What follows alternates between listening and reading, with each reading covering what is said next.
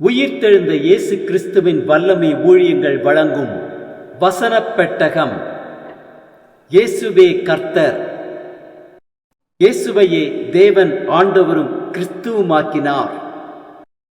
இயேசுவே ராஜாதி ராஜா, கர்த்தாதி கர்த்தா. கிறிஸ்துவே மரித்தோர் மேலும் ஜீவனுள்ளோர் மேலும் ஆண்டவர்.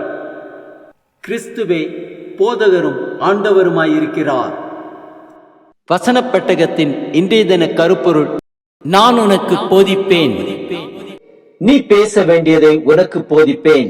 போதித்தலை குறித்ததான வேத வசனங்களை பார்க்கலாம். ஏசாயா 50:4 வாசிக்கிறோம்: இளைப்படைந்தவனுக்கு சமயத்திற்கேற்ற வார்த்தை சொல்ல நான் அறியும்படிக்கு கர்த்தராகிய ஆண்டவர் எனக்கு கல்விமானின் நாவை தந்தருளினார். காலைதோறும் என்னை எழுப்புகிறார். கற்றுக்கொள்ளுகிறவர்களைப் போல் நான் கேட்கும்படி என் செவியை கவனிக்க செய்கிறார். சங்கீதம் 143:10 வாசிக்கிறோம்: உமக்கு பிரியமானதை செய்ய எனக்கு போதித்தருளும். நீரே என் தேவன். உம்முடைய நல்ல ஆவி என்னை செம்மையான வழியிலே நடத்துவாராக. சங்கீதம் 86:11 வாசிக்கிறோம்: கர்த்தாவே, உமது வழியை எனக்கு போதியும். நான் உமது சத்தியத்திலே நடப்பேன்.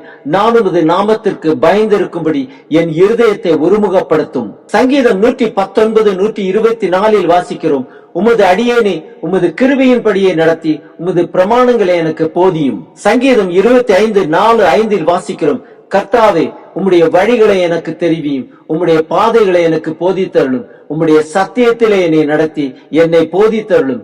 நீரே என் ரட்சிப்பின் தேவன். உம்மை நோக்கி நாள் முழுவதும் காத்திருக்கிறேன். சங்கீதம் 32:8 வாசிக்கிறோம்: நான் உனக்கு போதித்து நீ நடக்க வேண்டிய வழியை உனக்கு காட்டுவேன். உன் மேல் என் கண்ணை வைத்து உனக்கு ஆலோசனை சொல்லுவேன். சங்கீதம் 119, 102 வாசிக்கிறோம்: நீர் எனக்கு போதித்திருக்கிறபடியால் நான் உம்முடைய நியாயங்களை விட்டு விலகேன். மார்க் 13:11 வாசிக்கிறோம்: அவர்கள் உங்களை கொண்டு போய் ஒப்பு கொடுக்கும் பொழுது நீங்கள் என்ன பேசுவோம் என்று முன்னதாக கவலைப்படாமலும் சிந்தியாமலும் இருங்கள். அந்த நாளிகையிலே உங்களுக்கு எது அருள் செய்யப்படுமோ அதையே பேசுங்கள். ஏனெனில் பேசுகிறவர்கள் நீங்கள் அல்ல, பரிசுத்த ஆவியே பேசுகிறவர். யோவான் 14:26 வாசிக்கிறோம்: என் நாமத்தினாலே பிதா அனுப்ப போகிற பரிசுத்த ஆவியாகிய தேற்றரவாளனை எல்லாவற்றையும் உங்களுக்கு போதித்து நான் உங்களுக்கு சொன்ன எல்லாவற்றையும் உங்களுக்கு நினைப்பூட்டுவார். 1 யோவான் 2:27 வாசிக்கிறோம்: நீங்கள் அவராலே பெற்ற அபிஷேகம் உங்களில் நிலைத்திருக்கிறது. ஒருவரும் உங்களுக்கு போதிக்க வேண்டியதில்லை. அந்த அபிஷேகம் சகலத்தையும் குறித்து உங்களுக்கு போதிக்கிறது. அது சத்தியமாயிருக்கிறது, பொய் அல்ல.